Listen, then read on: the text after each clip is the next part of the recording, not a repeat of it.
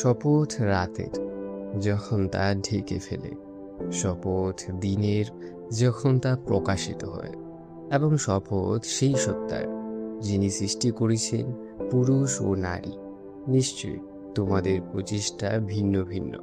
অতএব যে দান করে, তাকওয়া অবলম্বন করে এবং উদ্যম বিষয়কে সত্য বলে মানে, আমি তার জন্য সহজ বোধ সহজ করে দেব। আর যে কৃপণতা করে, নিজেকে অমুখাপেক্ষী মনে করে এবং উত্তম বিষয়কে মিথ্যা বলে, আমি তার জন্য কঠিন পথ সহজ করে দেব।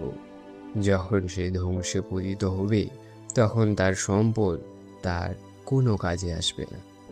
নিশ্চয়ই সঠিক পথ দেখানো আমার দায়িত্ব, আর অবশ্যই আখিরাত ও দুনিয়া আমারই। তাই আমি তোমাদেরকে সতর্ক করছি জ্বলন্ত আগুন সম্পর্কে।